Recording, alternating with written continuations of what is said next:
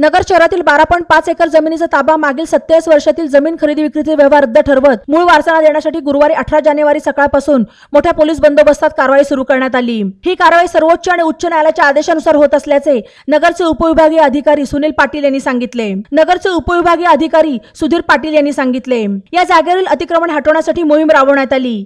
यावेळी पोलिसांचा मोठा फौजफाटा तैनात करण्यात आला होता। महसूलचे अधिकारी, प्रांताधिकारी, तहसीलदार आदींच्या मार्गदर्शनाखाली नकाशानुसार मार्किंग करण्यात येत होते। त्यानंतर ही जागा मूळ मालकांच्या स्वाधीन केली जाणार आहे। त्यानंतर अतिक्रमणे पाडण्याबाबत कारवाई होईल असे सांगण्यात आले। शहरातील सर्वे क्रमांक 46/2, 47/6, 59/4, 51/1, 52/2, 133/3 आणि 133 येथील 12.5 एकर जागेचा तिघे वादी आणि 5 प्रतिवादी अशा एकूण 8 जणांना ताबा दिला जाणार आहे। ममुलाबाई महबूब शेख आणि तिची मुलगी छोटीबी करीमबाई शेख हे जमिनीचे मूळ मालक होते। त्यांच्यात शेत जमिनीचा वाद असून हा वाद विक्री दरम्यान सन 1977 मध्ये न्यायालयात दाखल झाला होता। सर्वोच्च न्यायालयाने 4 डिसेंबर 2023 रोजी 4 महिन्यात वाटप करण्याचे आदेश दिल्यानंतर जिल्हाधिकाऱ्यांनी 5 जानेवारी 2024 रोजी वादी आणि प्रतिवादी या दोघांना बोलून वाटप निश्चित केले होते। यामध्ये ब्रूडगाव रस्ता ते पुणे रस्ता या दरम्यानच्या पट्ट्यामध्ये भोसले आखाडा, विनायक नगर, चंदन इस्टेट, माणिक नगर, शिल्पा गार्डन या परिसरातील 12.5 एकर जागेचा यात समावेश आहे। या जागेचा ताबा मूळ मालकांना दिला जाणार असल्याची माहिती मिळाली आहे।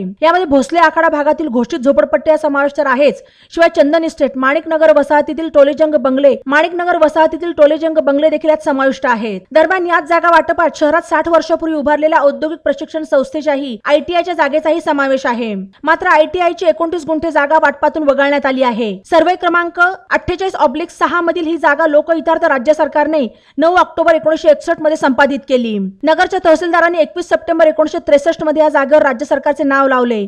त्यामुळे ही जागा वाटपातून वगळली गेली आहे। ई नवा मराठा यूट्यूब चॅनलला सबस्क्राईब करा आणि बेल आयकॉनवर प्रेस करा।